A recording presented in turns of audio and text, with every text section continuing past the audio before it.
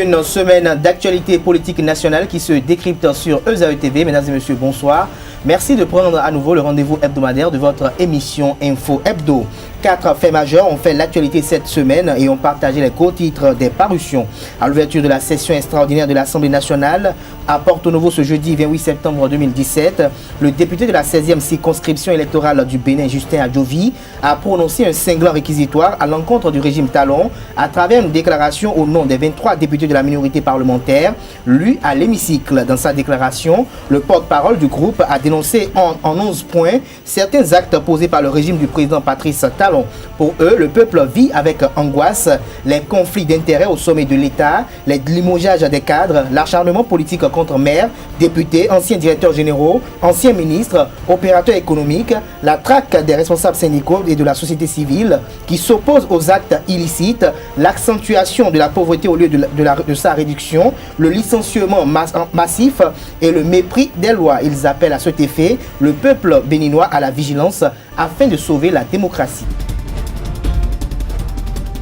Maître Alain Orunla, avocat de la défense dans le dossier communément appelé Affaire Banamé, a tenu une conférence de presse dans la matinée du mercredi 27 septembre 2017. L'homme de droit a apporté un démenti formel sur l'information selon laquelle un mandat d'arrêt aurait été décerné contre les responsables de la hiérarchie de l'église de Banamé. Pour lui, aucun mandat d'arrêt n'a été délivré par le tribunal de première instance de Porto Novo à cet effet. Il a par ailleurs mis l'accent sur le fait qu'étant donné qu'aucune restriction de liberté n'a été commise à l'endroit des responsables de la mission de l'église de Banamé, ces derniers jouissent de leur liberté constitutionnelle d'aller et de venir. En clair, personne n'a fui. Alain Orunla n'a pas voulu commenter l'information en cours qui est couverte par le secret de l'instruction et a déploré la communication à outrance qu'a effectuée autour de ce dossier en instruction dont la justice enquête déjà sur les conditions dans lesquelles ces événements dramatiques se sont déroulés. Le président du Parti pour la libération du peuple PLP s'est prononcé dans la soirée du mercredi dernier sur la lettre adressée au Fonds monétaire international FMI par sa formation politique sur les dérives financières qu'ils ont pu observer dans la gestion du gouvernement de la rupture. Léon Songbadi s'est également prononcé sur l'affaire Ofmas International qui, à son avis, est un gros scandale financier estimé à 64,5 milliards de francs CFA.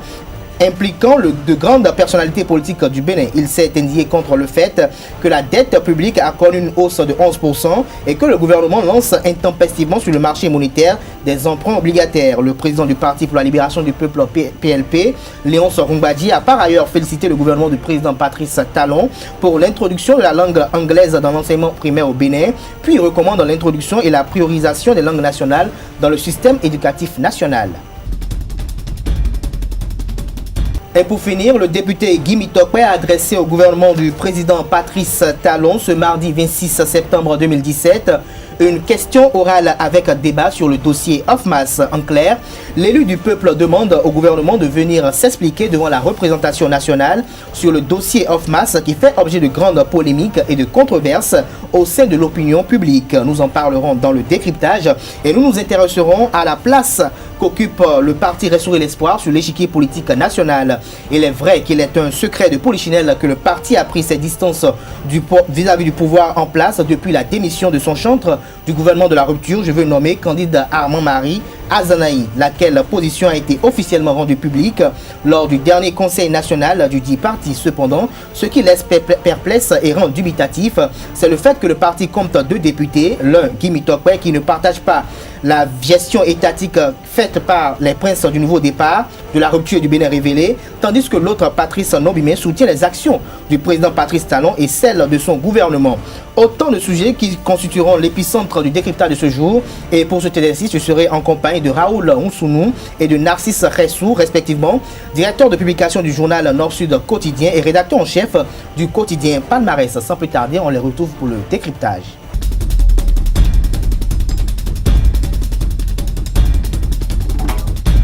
Comme je l'ai annoncé à l'entame de l'émission, le décryptage de ce jour se fera avec Raoul Onsounou. Raoul, bonjour. Bonjour. Vous êtes en face de Narcisse Ressou. Narcisse, bonjour. Bonjour. Merci d'avoir répondu à l'appel. Alors, les députés, 23 députés de l'Assemblée nationale ont effectué une déclaration, un cinglant réquisitoire à l'endroit du gouvernement du président Patrice Talon. Alors, Raoul, en tant que président des médias, est-ce que cela vous inspire? D'abord, le nombre me pose déjà un problème. Je voudrais savoir s'ils sont toujours 23. Parce que hier, juste après la déclaration, je crois qu'il y a des gens...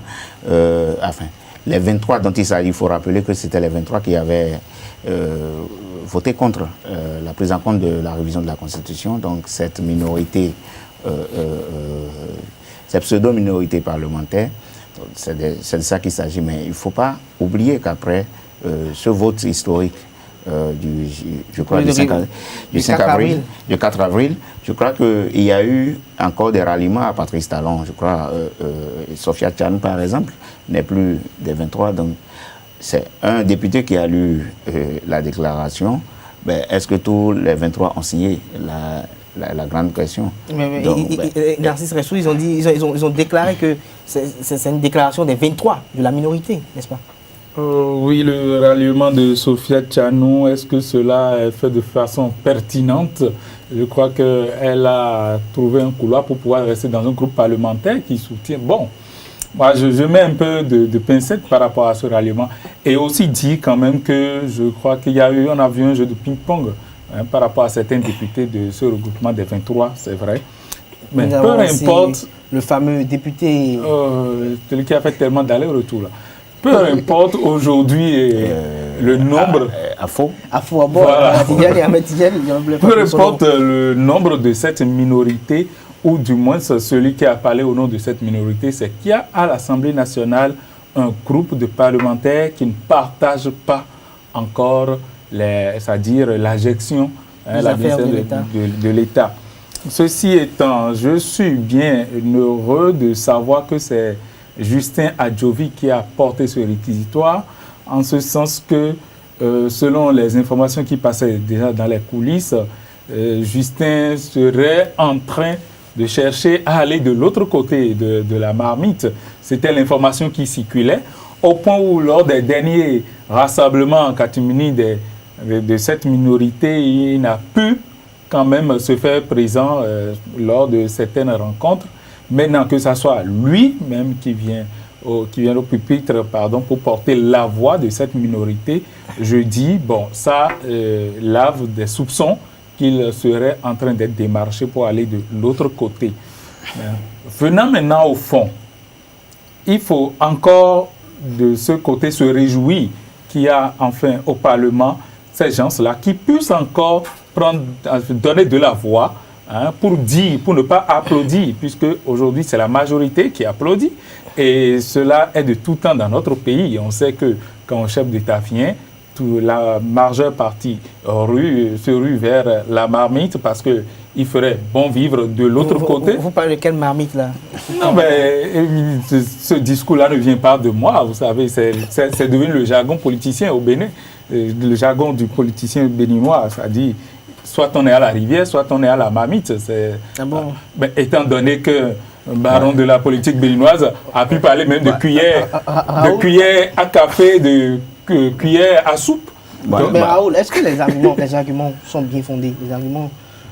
D'abord, je veux revenir en arrière pour dire, moi je suis peiné de voir mon confrère parler de marmite, du Bénin en termes de marmite, et je crois que nous ne devons pas, même si ce que nous avons, ce qui reste de notre classe politique, le ressasse chaque fois, nous, c'est pas à nous de ressasser ces genres de choses, parce que moi j'estime que le Bénin n'est pas une marmite.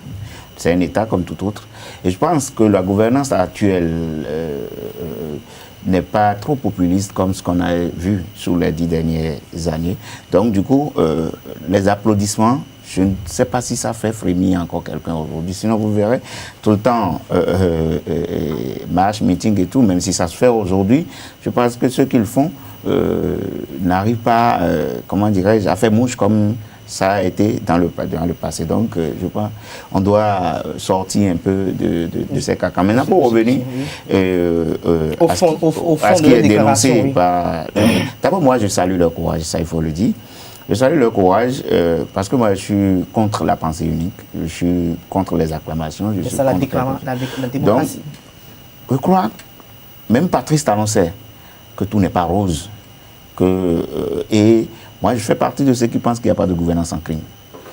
Donc, tout n'est pas rose.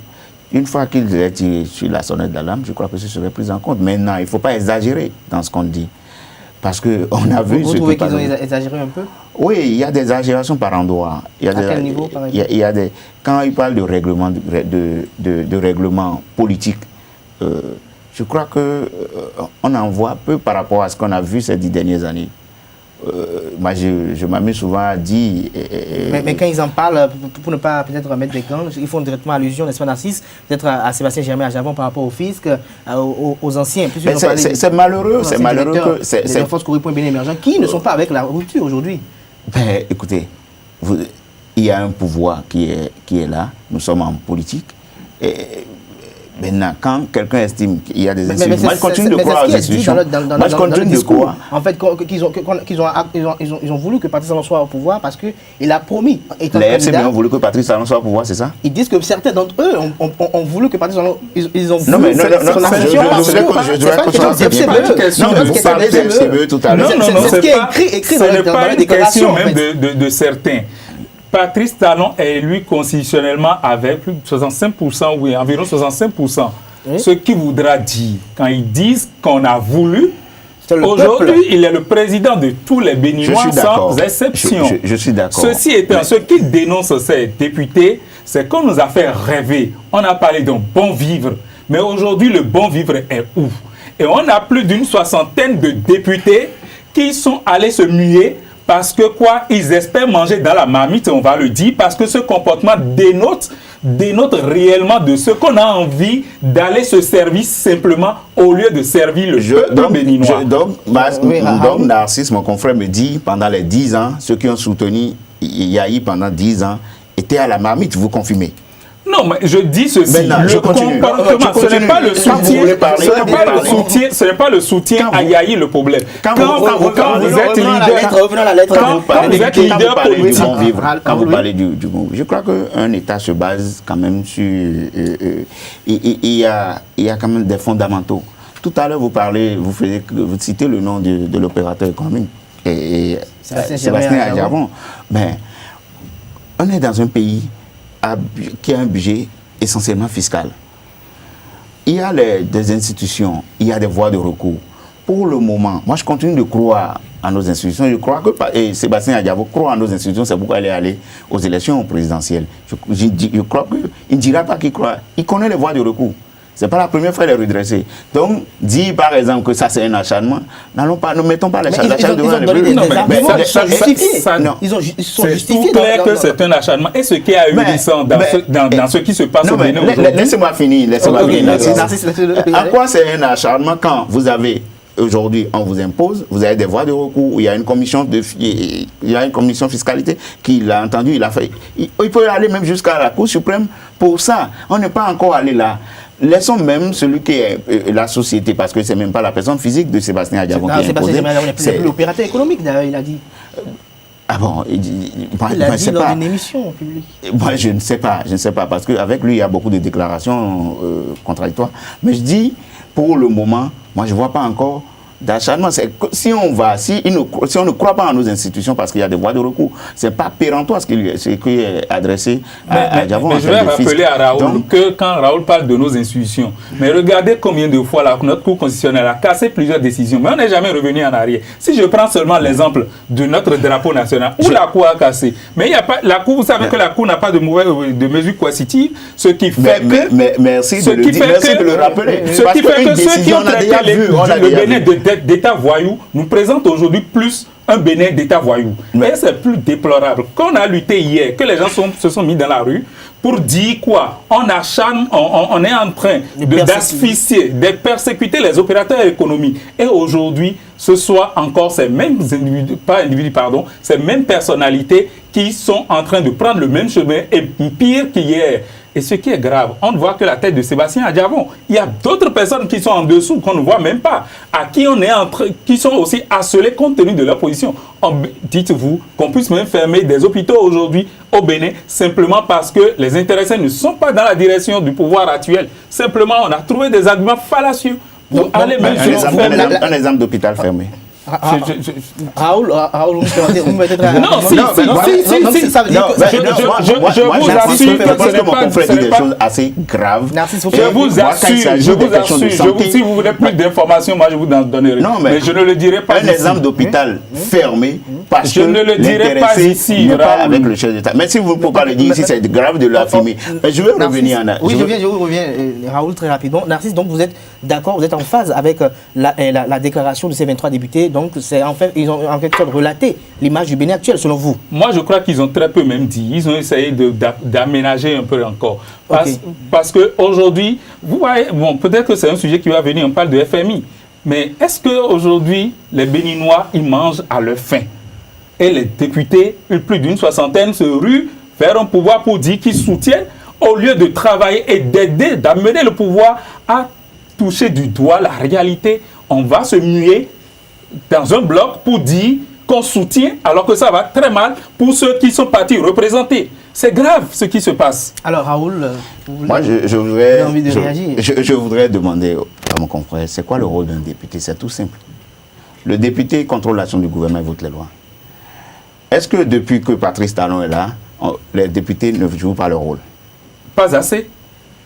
Ils ne jouent pas assez leur rôle. Aller aux élections et devenir politicien. Concernant la lettre, moi, ça me ferait plaisir. Ce qui concerne la lettre, oui. Pour revenir à la lettre, je salue le courage, même s'ils ne sont pas 23, pardon, je salue leur courage. Je salue le courage de ceux qui pensent que... Moi, je ne suis pas partisan de la pensée unique. Je salue le courage de ceux qui pensent que ça ne va pas. Moi, je suis un démocrate. Ben, je dis, il ne faut pas exagérer. J'ai parlé de règlement de compte tout à l'heure. Souffrez que ceux qui... quand on parle d'acharnement politique et tout, il faut utiliser les mots ceux qui sont partis à la conquête du pouvoir, ceux qui l'ont conquéri, je crois qu'ils doivent pouvoir quelque part en jouer. Nous sommes en politique. Maintenant, si quelqu'un estime qu'il est lésé, moi je dis, je continue de croire en nos institutions. Et quand il parlait de la Cour constitutionnelle tout à l'heure, c'est quand même malheureux qu'on ait une institution où les décisions, il n'y a pas une coercition autour des décisions. C'est un peu malheureux. Et ça, ça fait partie des failles de notre Constitution. Donc, ce n'est pas seulement sous la gouvernance de Patrice Talon qu'on observe ça. Depuis 1991, on a vu que c'est la coercition... Ça s'est accentué sous le régime de Patrice Talon. Lui qui a déploré l'État voyou. Vous voulez qu'on fasse les statistiques, si vous voulez, on en fera. Mais parce que vous êtes champion en violation de la Constitution, on n'enverrait pas que Yahi, je crois pas, parce que quand on vient après Yahi a tellement éprouvé notre Constitution qu'après lui, c'est pourquoi le besoin de la réviser s'est senti. Non, je pense qu'on va laisser Yahi en paix. Vous savez, dans ce que les députés ont dénoncé également, il y a eu plusieurs sujets qui gravitent autour. Nous avons également l'affaire Ofmas qui a été l'objet d'une conférence de presse animée par Léon Zoumbadi au niveau du PLP. Il a donné ses arguments. Il a dit que ça peut être c'est un gros scandale financier qui est estimé à hauteur de 164 milliards de francs CFA. Raoul, est-ce que à ce niveau, est-ce que vous ne voyez pas réellement une confusion autour de ce dossier? Moi, jusqu'à présent, je continue de fouiller autour de ce dossier. Mais pour ce que c'est... Il y a du flou autour. J'ai eu les relevés comment dirais-je, de Ofmas au niveau de la DMP, de passation des marchés publics. Je crois que au niveau de la case apport de l'État, c'est écrit 0 francs. Ça, je m'en tiens là. On nous a dit en Conseil des ministres que c'est un marché, c'est des marchés en BOT, partenariat PPP. Bon, pour le moment, après, je crois, il y a eu une boutade de l'ancien ministre Héromain qui a dit qu'il y a eu une boutade selon vous? Oui, je crois que c'en est une. Parce que jusqu'à présent, personne n'a encore réussi à prouver l'apport. Mais c'était la cause de son limogeage. C'est Patrice Talon qui a nommé Héromain. Vous et moi, vous n'étiez pas là quand le nommait. Pourquoi vous dites que c'est une boutade? Pourquoi vous dites que c'est une boutade? Je ne dis pas que c'est la cause de son limogeage. Vous et moi, on n'était pas là quand le nommait. On ne savait pas les raisons pour lesquelles on l'a nommé, donc on ne peut pas savoir les raisons pour lesquelles il a été. Il est le seul à savoir les raisons pour lesquelles il a fait partie Héromain. Donc moi, je ne cherche pas les raisons. Sinon, ce serait que des conjectures. Mais je dis, pour le moment, personne n'a encore réussi à nous prouver l'apport financier à Ofmas. L'apport financier fait à Ofmas. Sinon, on sait que c'est un marché en BOT. Pour le moment, on s'en tient là. Moi, je dis, journaliste que je suis, je continue de chercher les preuves pour revenir. Si on arrive à avoir les preuves que l'État a mis de l'argent dedans, alors que c'était dit BOT au départ, je crois qu'on le mettrait sur la place publique. Alors, affaire FMAS, Narcisse Ressou. C'est vrai qu'il faut fouiller, le journaliste doit toujours fouiller, mais je dirais à mon cher Raoul que même s'il faut fouiller l'après, il a quand même un existant. Il faut tenir compte de la déclaration du ministre, qui mieux que le ministre Khéroumé à l'époque pouvait donner d'informations fiables par rapport à ce marché, par rapport à ce projet. En termes de décaissement, je voulais rappeler que le ministre Khéroumé n'était pas ministre des Finances, le ministre Khéroumé est ministre des TP. Oui, mais donc c'est pas le ministre des Finances, c'est le ministre des Finances qui a même de savoir. C'est le ministre des TP, mais qui a en charge le secteur des travaux et qui déclare je crois que la Gentil nationale reste encore le ministre des Finances. Et c'est seulement lui qui connaît la traçabilité. Moi, je crois que il faut que nous considérons simplement cela comme une affaire encore, une autre affaire dans la République, comme les affaires Morphodis. Il y en a tellement, il y en a tellement. Et c'est grâce à Dieu que nous arrivons, parce qu'il faut constater, comprendre que nous sommes sous un régime de la ruse. Et c'est Dieu seul qui arrive à mettre à nu certains complots contre la... Comme ils l'ont dénoncé encore dans leur lettre, depuis la minorité parlementaire, qu'il y a encore un complot qui se prépare contre le peuple béninois par rapport à la Sénat, qui a un travail qui se fait en catimini. Et ce n'est pas, je ne l'invente pas, ce sont les députés qui le disent. Il y a un travail qui se fait en catimini. Donc il y a beaucoup de choses qui se font en catimini contre le peuple béninois. Et comme c'est la ruse qui nous gère, et tout le monde reconnaît au chef qu'il est bien rusé, enfin, qu'il a tellement d'habileté, alors, vous savez, pour savoir de ces genres d'affaires, pour découvrir de ces genres d'affaires, il faut être vraiment subtil. Et si par hasard, Dieu vous le met sur le plateau comme ça, dites Alléluia, et maintenant, à partir de là, allez chercher ce qui reste. Ce qui voudra dire, là où on en est, l'affaire Ofmas, c'est un complot contre le peuple béninois, contre les autres opérateurs qui ont voulu avoir ce marché-là, parce que l'entreprise devait préfinancer, c'est ce qui était bien inscrit sur le projet. Et quand on en arrive à entendre de ce genre de situation, de déclaration, ce qui voudra dire, c'est bien grave, nous sommes dans la supercherie totale, nous sommes dans les affaires d'État, les scandales financiers, et il n'y a rien à dire. C'est que le peuple béninois ou les hommes politiques ou les députés doivent être tellement vigilants. Il nous faut de la vigilance, sinon c'est après qu'on doit couvrir les poteaux roses. Raoul, est-ce que, à votre avis, il y a eu préfinancement? Je ne saurais le dire, c'est ça que je voulais rappeler. C'est ça que je voulais rappeler à mon confrère d'en face. Je ne saurais le dire. Parce que moi je dis, journaliste que je travaille avec les preuves, je continue de chercher. Maintenant, ce qui est heureux, ce qui est heureux, pour dire que ça se fait. Ce qui est heureux, c'est déjà que la minorité, ils ont mis la charrue devant les bœufs. Il y a une question d'actualité adressée par leur collègue Guy Mitokpe, qu'ils attendent que le gouvernement vienne répondre ou infirmer et qu'ils apportent la preuve du financement. Je crois que l'action gouvernementale, le contrôle de l'action gouvernementale, c'est pas de se mettre dans, je ne dirais pas de la délation, non, mais c'est pas de bavarder. C'est pas d'être parlementé, c'est pas de ça qu'il s'agit, mais c'est d'apporter des preuves que le gouvernement a failli, là c'est bon, là ça a failli. Mais sinon, si c'est venu faire des déclarations, là, le Parlement, le règlement intérieur vous permet de faire au moins 1000 déclarations par jour. Mais je crois que c'est les preuves à exhiber qui permettrait dans ce sens, je vais rappeler à Raoul, si je prends... Je vais Narcisse, mais vous avez écouté Jacques Ayadi a effectué des déclarations par rapport à ce que fait. Je continue de dire, la seule personne dans ce pays qui nous dira qu'il y a décaissement, c'est le ministre des Finances. C'est lui qui fait le décaissement. Jacques Ayadi n'est pas ministre des Finances. Moi, Jacques Ayadi n'est pas ministre des Finances. Jacques Ayadi n'est pas directeur de Ofmas. Il n'est pas Deschacus ou bien qui gère l'entreprise, je ne sais pas. Mais qui aurait reçu ou pas l'argent. Mais je crois que c'est le ministre des Finances qui nous dira non, mais il y a des... Non, à tel moment, au trésor, tel sous a été mis à disposition. Pour infirmer cela. Oui, mais au moins il y a une question orale aujourd'hui, une question d'actualité aujourd'hui sur le sujet. Donc le gouvernement va répondre. Le gouvernement va répondre. Si le gouvernement dit on n'a pas donné de l'argent, à cette entreprise, je crois qu'on aurait donné, mais ce serait un cadeau fait à l'entreprise. Alors, moi, je crois que la minorité ou bien les députés qui veulent contrôler, je prends simplement l'exemple de la Sonapra. Et quand, à l'Assemblée nationale, une commission se formait pour aller dans ce dossier, c'est le ministère de la Justice qui s'en est saisi. Et vous savez, les procédures, et quand le ministère de la Justice déjà va dans ce dossier... Je voulais rappeler, moi j'ai été pendant longtemps, de ma carrière de journaliste, j'ai été pendant longtemps chroniqueur à l'Assemblée. Mais je voulais rappeler d'abord à mon confrère que les commissions d'enquête parlementaires n'ont aucune valeur juridique. Ça aboutit à des recommandations. Donc, oui, quand vous... par exemple, je vais vous donner un cas. Actuellement, ça se fait encore. Les missions parlementaires sur le FADEC.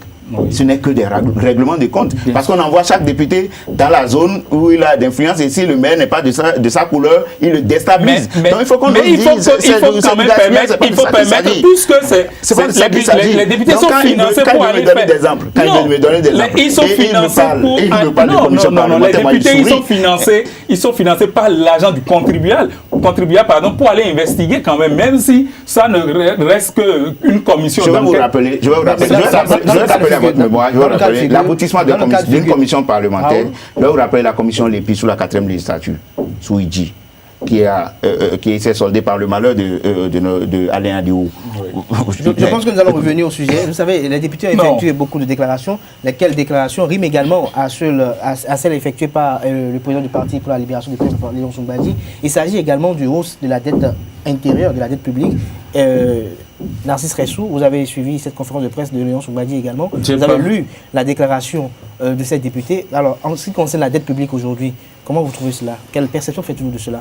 Oui, je n'ai pas suivi cette conférence, mais toujours est-il que les informations ne parvenaient et des économistes, enfin, ou bien des journalistes qui s'occupent des questions économiques, on a eu quand même à prendre. Et on constate qu'on est finalement sous le régime des emprunts. Et moi, je dis ce qui se passe, bon, attendons de voir, parce que je m'en tiens toujours à cette déclaration qui circule depuis hier sur nos chaînes de radio, télévision et dans les organes, où le Bénin reçoit un satisfecit du Front monétaire international. Je me dis d'accord, le satisfecit c'est le Béninois qui doit le donner. Et si on a commencé par nous endetter à une allure vertigineuse dans le pays, je me demande comment on arriverait à pouvoir rassembler ces ressources nécessaires pour après payer. Parce que c'est ça, on s'endette. Mais il ne faudrait pas oublier que nous devons aussi payer. Et on s'endette, mais la vie est encore très chère au pays. Je ne sais pas dans quel secteur on est en train d'investir sérieusement pour qu'il n'y ait pas de lueur encore. On s'endette, on fait des emprunts sur le marché, mais au pays, ça va toujours mal.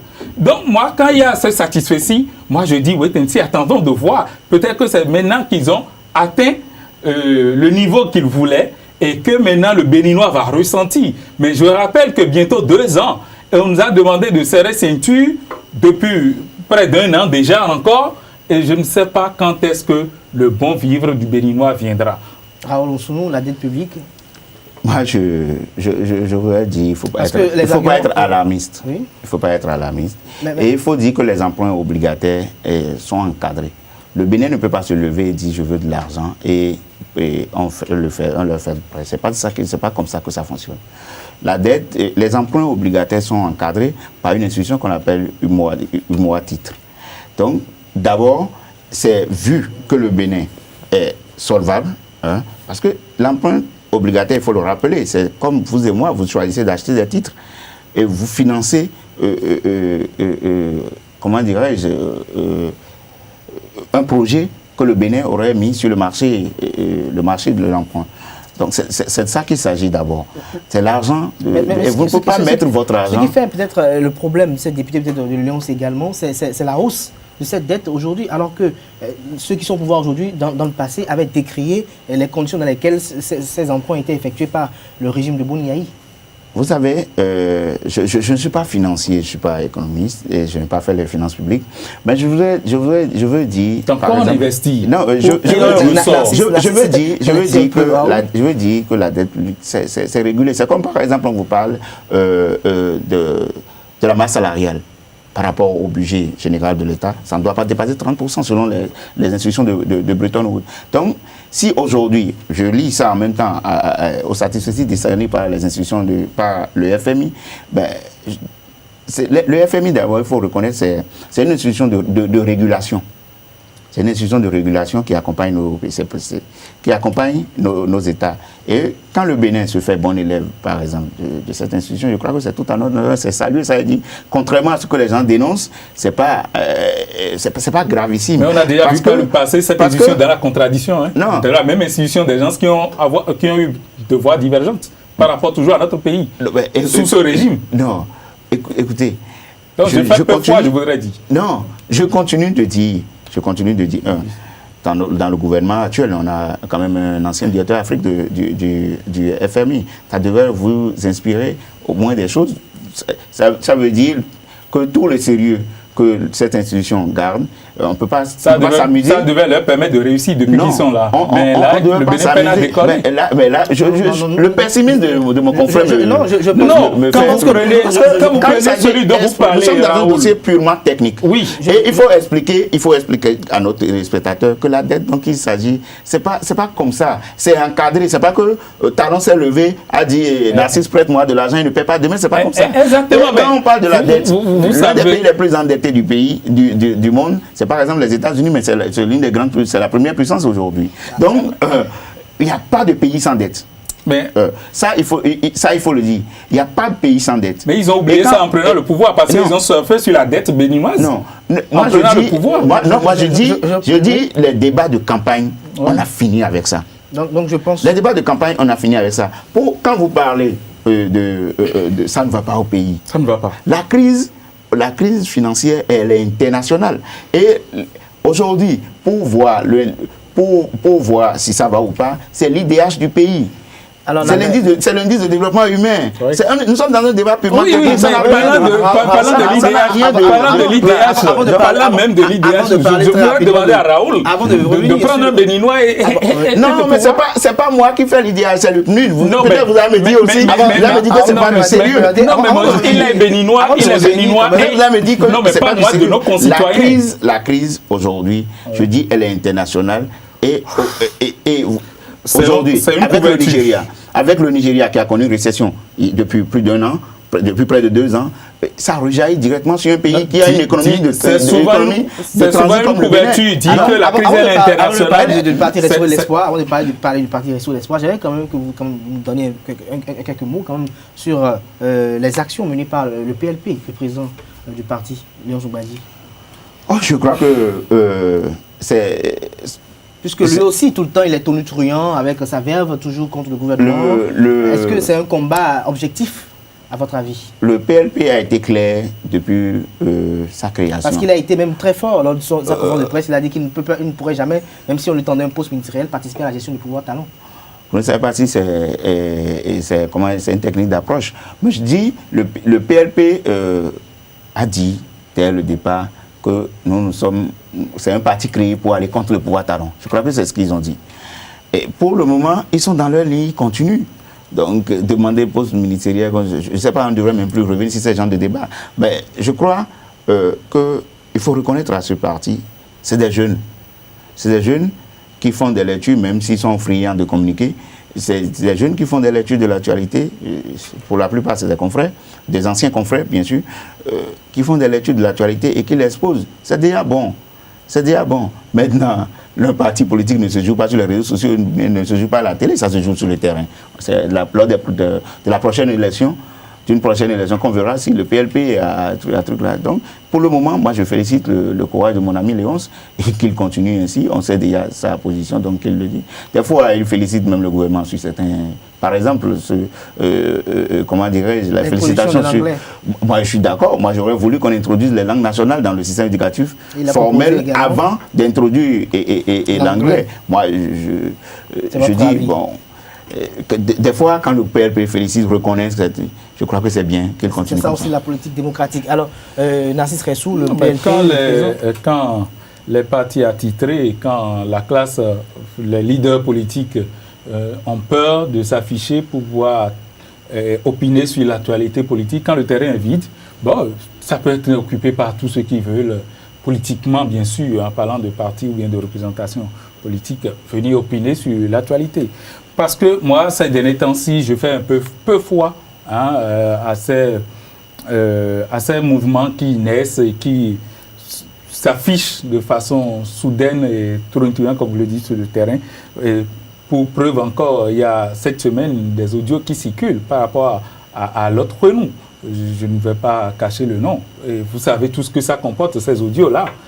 Il n'y a pas une conviction qui se retrouve derrière ces batailles-là. Donc moi, je fais un peu foi. Seulement, c'est bien quand la place n'est pas occupée. On peut l'occuper pour pouvoir quand même intervenir politiquement et accompagner la voix des sans-voix. Alors nous allons progresser dans ce débat. Nous allons parler, comme je l'annonçais à l'entame de l'émission, de la position réelle du parti Restaurer l'Espoir. Le parti Restaurer l'Espoir qui est entre l'opposition et la mouvance aujourd'hui. Raoul Oussounou, nous avons le parti à deux députés. Le leader du parti a quitté le pouvoir et a déclaré la guerre au régime de la rupture. Nous avons lors du projet de révision constitutionnelle, nous avons un député du parti qui a voté pour, l'autre a voté contre. Alors, en définitive, on peut situer le parti Restaurer l'Espoir dans l'opposition, mais dans la mouvance, selon vous? Ouais, je ne sais pas pourquoi le sujet nous passionne ces derniers temps. Je ne sais pas si le parti Restaurer l'Espoir a encore fait une autre sortie après leur conseil ou bien leur congrès de la dernière fois. Je ne sais pas. Mais le parti dit qu'ils ne sont pas... Sinon, la question est réglée. Et la dernière fois, au Palais des Congrès, le parti, après son congrès, je crois, ils ont fait des résolutions. Le parti a pris sa distance du pouvoir. Donc, la question ne devrait même plus être posée. Maintenant, quand vous parlez de députés, un qui soutient, l'autre qui ne soutient pas, il faut rappeler que Restaurer l'Espoir n'est pas allé aux élections tout seul. C'était une alliance. C'était une alliance. C'était l'UN qui les avait portés pour aller aux élections.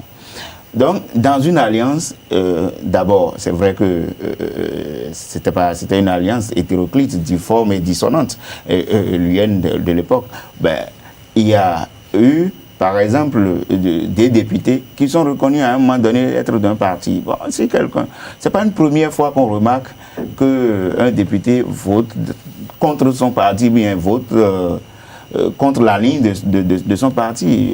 À la RB, on a vu ça. Est-ce que vous vous êtes demandé si le député est toujours membre du parti? Est-ce que vous le voyez encore? Est-ce que vous vous êtes demandé s'il sera encore siège du parti? Est-ce que vous avez demandé si en temps il n'y a pas eu rupture des amarres totalement? C'est ce que nous devrons demander d'abord avant de continuer. Sinon, le parti Restaurer l'Espoir est clair. Nous sommes contre la gouvernance. Nous nous éloignons de la gouvernance actuelle. Et je crois que ça continue pas encore. Il n'y a pas encore eu une autre assise qui ait dit autre chose. Alors, Ressou, votre avis sur la position du parti Restaurer l'Espoir sur l'échiquier politique national? Non, je pense que le sujet passionne. Réellement, le sujet passionne parce que ça doit passionner. Beaucoup se méfient, au fait. Beaucoup se méfient de Candide Azanaï. L'animal politique. Bien sûr, beaucoup se méfient de Candide Azanaï. D'autres pensent que Candide Azanaï est détaché pour aller servir même d'espion dans le camp de l'opposition pour Patrice Talon, pour le pouvoir en place. Beaucoup voient les choses dans ce sens.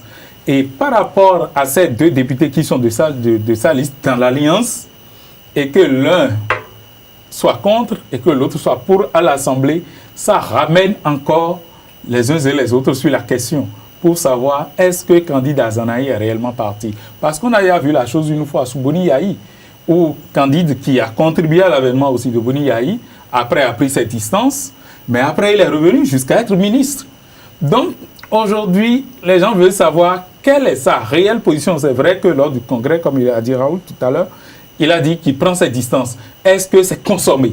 Ou il y a des choses encore qui se passent dans les coulisses, ce qui exprime bien à l'Assemblée que Nombimé soit pour et que Guy Mitokwe soit contre. Donc, il y a un flou, un clair sombre que les gens veulent percevoir parce que Azanaï jusque-là ne parle plus. Il est rien que sur le terrain politique en train de travailler à sa façon, mais les gens veulent attendre, ils veulent le sentir réellement parti et non quelqu'un juste qui a pris la distance et qui demain pourrait repartir encore, c'est-à-dire d'où il était venu. Alors nous n'allons pas mettre un terme à cette émission sans dire un mot sur l'affaire Banamé qui fait objet de controverses et de polémiques ces derniers jours. nous avons suivi avec grande attention la conférence de presse effectuée par Maître Alain Ouroula, l'avocat de la défense. Alors, Raoul, quelles sont vos impressions à cet égard? Je crois que je suis citoyen béninois, comme Vicentia et Tiamboukini. Et je serais peut-être interpellé par un juge qu'on m'obligera à m'y rendre. Vicentia et Dieu, vous êtes citoyen. Ah non, non, non. La carte d'identité de Vicentia a été établie à Bomé, si mes informations sont bonnes. Donc, on a une même carte d'identité, elle est béninoise comme moi. Donc, je crois, en l'état, nous devons respecter la justice béninoise. Nous devons respecter la justice béninoise. Moi, je ne sais pas, même si, comme vous le dites, elle est Dieu, pour que les Écritures se confirment, je crois, on a déjà vu Jésus aller devant Ponce Pilate. Donc, il faut que Dieu aille devant le juge. Je crois que c'est tout à fait simple. C'est tout à fait simple. C'est une affaire qui... y a un mandat d'arrêt? C'est une affaire, moi, qui m'intéresse. Il n'y a pas mandat d'arrêt, c'est vrai. C'est vrai que le phénomène parfait passionne tellement, plus que tout ce qu'on a dit tout à l'heure, Talon est tombé dans les escaliers, il a giflé. Le phénomène parfait passionne parce que c'est un débat de société aujourd'hui. C'est Dieu, le Dieu béninois, qui... aujourd'hui, dans les foyers, ça crée discorde, ça unit des fois et tout. Aujourd'hui, il faut qu'on donne l'exemple. Mais pourquoi le sujet intéresse tant? Le sujet intéresse parce qu'au moins, au Bénin, nous avons un Dieu. Donc, ça doit intéresser. Maintenant, il faut que l'exemple vienne de Dieu. C'est pourquoi le sujet doit intéresser. L'exemple doit venir de Dieu. Quel exemple? Oui, je vous ai dit tantôt, je vous ai donné dans les Écritures saintes, Jésus-Christ est parti devant, on l'a mis devant Ponce Pilate et il a été jugé. Avant qu'il y ait tout ce... Mais il faut qu'on observe ça aussi au Bénin. Est-ce qu'elle a été convoquée? Je crois, selon mes informations, il n'y a pas de mandat d'arrêt, mais elle a été convoquée au tribunal devant le juge. Elle n'est pas venue avec le pape, elle n'est pas venue. Je crois que si la procédure devait suivre son cours aujourd'hui, il y aurait une nouvelle convocation après une demande d'amener, après peut-être un mandat d'arrêt. Parce que n'oubliez pas, il y a des gens qui sont en prison pour Dieu. Et il y a des gens qui sont morts. Donc le sujet, une fois qu'il y a un Béninois, avant de revenir sur une fois qu'il y a un Béninois qui est passé de vie à trépas, je crois que ça doit nous intéresser que le laïus qu'on est en train de faire là. Alors, Narcisse Ressou, par rapport à cette affaire de Banamé? Oui, je commence par là où Raoul a chuté, il y a eu des morts. Contrairement à Jésus qui en ressuscitait, ici on en tue. Donc ça doit préoccuper. Mais par rapport à cela, je vais vous poser une question quand même. On a comme l'impression que vous faites allusion à ce que ce culte qui est célébré au niveau de l'église de Banamé, de la mission de Banamé, est un culte de la mort, alors que c'était... Non, moi je dis pas ça. Oui, parce que non, dites pas ce qu'on a... Non, je parle de Dieu. Je parle très bien de Narcisse parce qu'il dit qu'ici on tue. Il a dit ici on tue, alors que... Je ne pense pas que c'est ce que mon confrère voulait dire. Alors qu'est-ce qu'il voulait dire? Aujourd'hui, nous sommes au Bénin, oui? Et la liberté d'association, la liberté d'appartenance religieuse, je crois, est totale. Okay.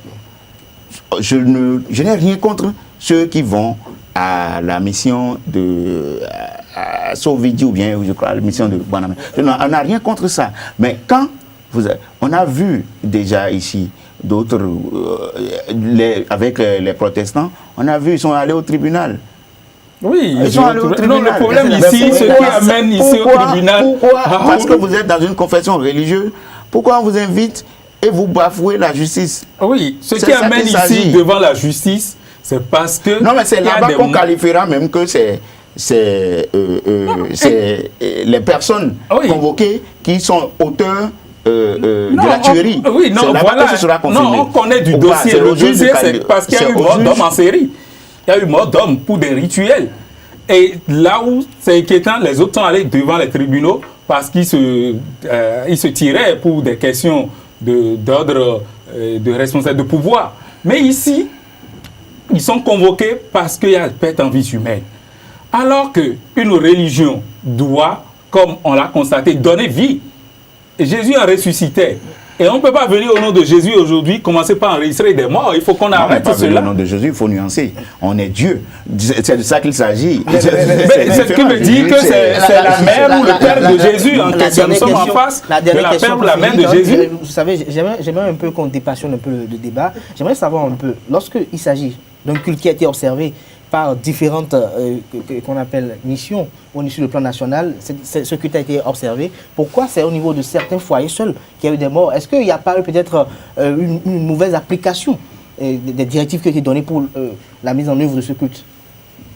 À votre avis, Raoul? Je ne suis pas juge, je continue de le dire, c'est mais le fait qu'on dise que peut-être la mission de Banamé tue... C'est comme, je vous donne juste un exemple. Oui? Vous m'avez dit que de prendre, j'ai les maux de tête, prenez paracétamol. Et si je vous dis de prendre 2 comprimés, que vous allez en prendre 4? Prenez paracétamol et vous serez guéri. Je prends paracétamol, j'en meurs. On va attraper. Mais vous avez pris combien de comprimés? Je pense que... Non, mais déjà, il faut que vous allez justifier devant la justice que c'est... un comprimé, je lui ai dit, il a pris 2. Voilà. Allez déjà là-bas, c'est tout ce qu'on veut. Rien ne dit qu'arriver là-bas, quand vous serez arrêté. Voilà. Non, mais ce qui est grave dans cette affaire, c'est quoi? Il y a eu des déclarations par rapport à ces victimes-là. Je crois qu'on s'est rapproché. Il y a des confrères qui se sont rapprochés de Dieu de Banamé qui a eu dit que est-ce que ceux qui sont morts sont réellement des fils de Dagbovi? Ce qui voudra dire qu'ils ne sont pas des fils de Dagbovi et que c'est une occasion pour connaître les vrais fils de Dagbovi. Il y a eu cette déclaration. On a appelé ça examen blanc. Donc, je pense que nous sommes à la fin de cette d'autres n'ont pas réussi à les amener. Merci à non, vous. Mais il faut conclure que d'autres n'ont pas réussi à les amener. Ah bon? Ah, oui. Merci à vous, Nazis Ressou, pour les riches échanges, les riches apports. Merci également à Raoul Moussounou. Je rappelle que vous êtes respectivement rédacteur en chef du journal Palmarès et directeur de publication du journal Nord-Sud Quotidien. C'était très intéressant. Je rappelle que les questions de la foi doivent être traitées avec beaucoup de tact et de précaution pour maintenir la stabilité de la nation béninoise. Mesdames et messieurs, c'est ces mots que je mets un terme à l'émission de ce jour. Merci de nous avoir suivis. Le rendez-vous est pris pour le week-end prochain avec d'autres confrères. D'ici là, portez-vous bien et agréable week-end à vous en compagnie de nos programmes sur les www.usavtv.com. Bonsoir à vous.